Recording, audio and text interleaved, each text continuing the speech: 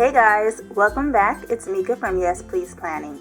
In this video, I'll show you how I put together a customized functional planner to help me reach planner peace. My goal was to set up a planner to keep my business and social media information separate from my daily planner. This ended up being pretty much a Frankenplanner as I've repurposed and mixed materials from a bunch of different sources. So let's get started and I'll show you what I've got here. I decided to go with the Happy Planner system or Discbound system because although I really like rings, ring binders are bulky and you can't fold them back. I like to be able to just look at one page at a time, so being able to fold it back like a spiral but also be able to put things in, take stuff out was really important to me. For this planner, I'm using the cover and discs from the Ampersand Happy Notes notebook from MAMBI, Me and My Big Ideas. My initial plan was to swap out the mini black plastic discs that came with the Happy Notes notebook for some new gold metal discs. These are absolutely gorgeous, but when I thought about it, I decided I would keep the black, not just because I love this neutral look, but these smaller discs keep me confined to a smaller amount of space so that I'll have to clean things up, declutter, consolidate information more often. That might seem tedious for some people, but for me it's good because I have a tendency to throw a bunch of stuff in, as you will see. This also feels a little bit more portable than the chunkier rings. I am thinking I'll take these larger discs back. These are the classic size ones, and then exchange them for some mini metal discs. For my dividers, I trimmed off the tabs that came with the dividers and replaced them with all white tabs. This for me is just a little bit more consistent. The white helps them sort of fade away. Then I printed little labels from my label maker. So the sections I have here are business, Instagram, YouTube, blog, miscellaneous, and general. My first section is the general section. I don't have a tab or divider for it because for the most part I'm keeping it open to my to-do list page at the very beginning. Let me show you a couple of tips about making tabs. So this is a We Are Memory Keepers tab punch. You can see from the back it's a regular punch, but once I made my first couple I realized it didn't make sense to have a single width punch, so I've been making them this way. So what I do is take a slip of paper, fold it in half,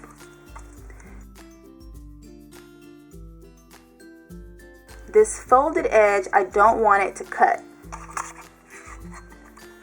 So when I position the paper, I'm going to make sure this top folded edge doesn't touch the cut line. So there'll be a little sliver right there.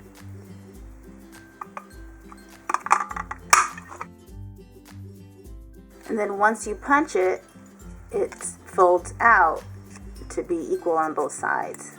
I did the same thing with this flag punch.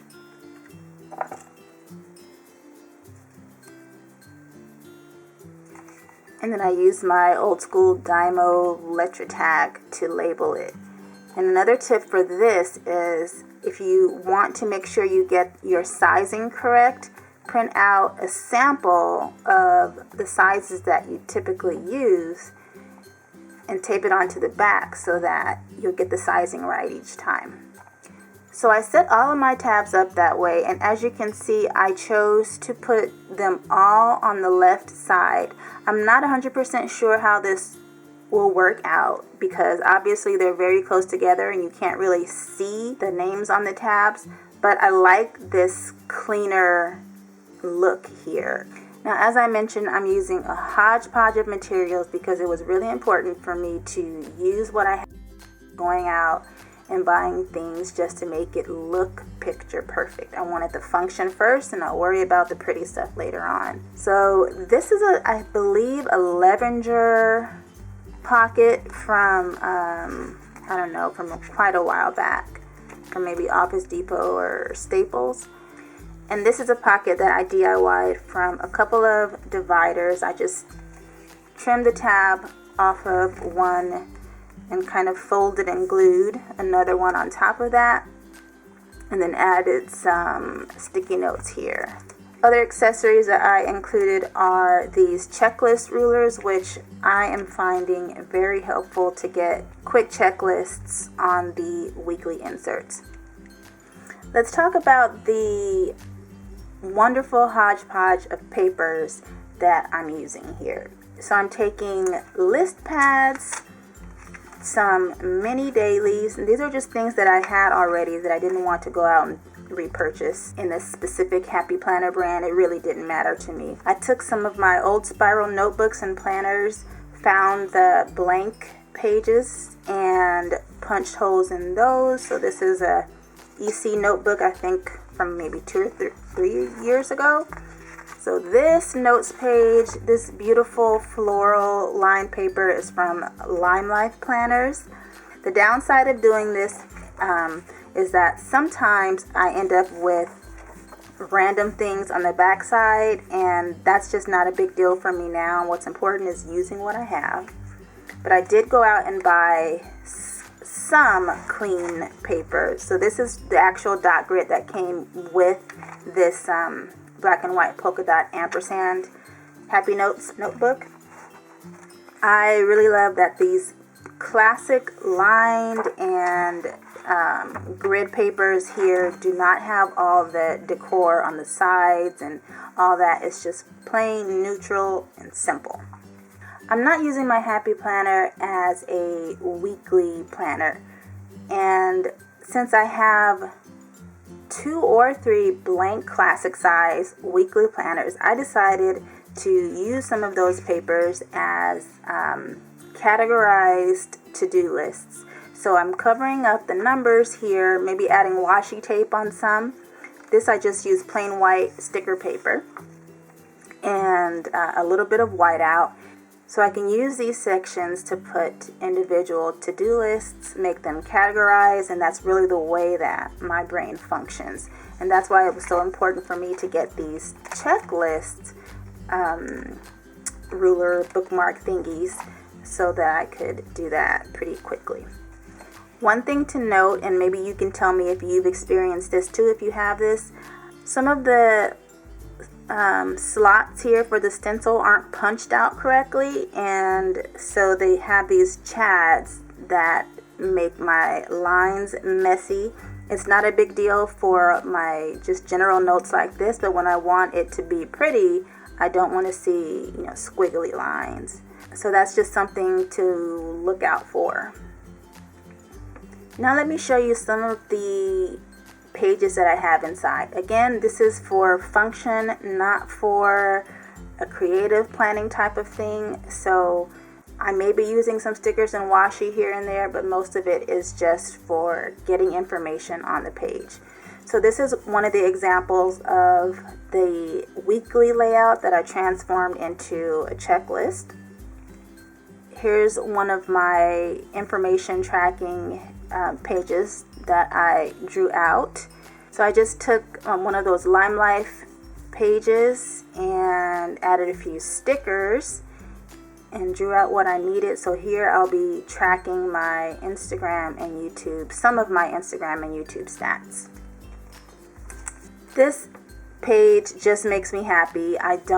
It serves really no function at all. It's supposed to be, the title page where you write your name. I have a hard time writing my name on my planners. I don't know why, but it's okay because Stephanie Fleming wrote it for me at one of the planner conferences where I received this planner. In the past, I failed big time with editorial calendars. To be honest, I am not very good with keeping a posting schedule or a schedule of things for my business. I'm very loose with things, but I'm going to try it out again this September. On the front, I really wasn't in love with the original design here, so I just cut apart and did some stuff here. I'm not even sure if I will use this, but it's there in case I decide to. Here's another example of the weekly layout that I will use as a to-do list. I just used washi, a little whiteout, and a sticker here just to mask the original numbers. Here's a page that I decided to get a little bit more creative with. So it's my wish list, things that I want or need. For my headers, I have date added, and this is for me to just kind of see when I'm feeling more impulsive. Did I decide to purchase it right away? Did I wait? Did I have it on my wish list for a long time and just realize I actually don't really want that anymore? The item, the purpose. So replenish, that means it's more than just a wish. It's more like something I need. So I know that I will be getting these. And then on the side here, I have a column for practical versus fun. I could have put need versus want, but I don't feel like any of this is stuff that I absolutely have to have. So practical or fun was more appropriate. Here's another example of how I reused the weekly layout. This time I actually turned it upside down. So the calendar part is down here at the bottom right now, and I'm just covering it up with stickers and washi tape. This is a page for things that I am planning to or have already destashed and what my sort of goals are for destashing. Sometimes I will print out, 8.5 by 11 letter size pages, and you can resize them and print at 84% to have it be able to fit actually within the classic Happy Planner size, 84%. Or if you just want to print at your regular size, you can do something like this where you fold it in half and then just punch the side. The last page I'll share is my YouTube improvements log. I'm just jotting down some of the things that I'm doing to my YouTube channel or to specific videos to improve the performance of my channel and those specific videos. So I have this specific improvement that I've made, and then after a week or two or however long, I will go back and record what is the outcome of that specific improvement. So I've been slowly building this Frankenplanner system for about 3 weeks now, and it really is giving me planner peace because it just has everything that I need for my business and social media stuff. I'm not using it at all as a weekly planner or as a memory keeping thing, but if you're interested in seeing me walk through some of my functional layouts, please comment below. If you found value in this video, please give it a thumbs up. Subscribe for more planning and creativity videos. And that's it, friends. Thank you so much for watching. I really appreciate you sharing your time with me. And as always, don't forget to come over and say hi on Instagram at Yes Please Planning. Bye-bye.